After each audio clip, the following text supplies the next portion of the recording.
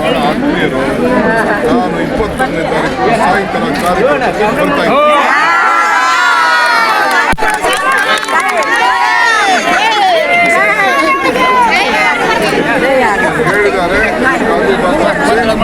21 ಸಾಯಂಕಾಲ 7 ಗಂಟೆಗೆ ಕಾರ್ಯಕ್ರಮಕ್ಕೆ ಬರ್ತಾ ಇದ್ದೀನಿ.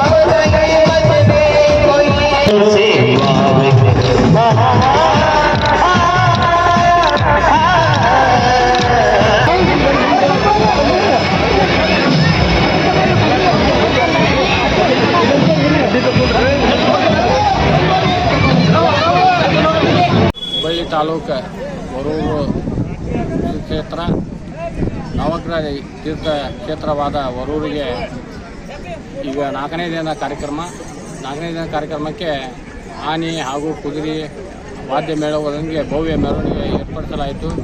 ಪೂಜ್ಯ ಶ್ರೀ ಗುಂಡರನಂದಿ ಮುನಿ ಮಹಾರಾಜರ ದಿವ್ಯ ಸಾನ್ನಿಧ್ಯದಲ್ಲಿ ಪ್ರವಚನ ಕಾರ್ಯಕ್ರಮ ಹಾಗೂ ವಿವಿಧ ಕ್ರೀಡಾಕೂಟಗಳು ಹಾಗೂ ವಿವಿಧ ರಾಜಕಾರಣಿಗಳು ಈ ಕ್ಷೇತ್ರಕ್ಕೆ ಆಗಮಿಸಿದ್ದಾರೆ.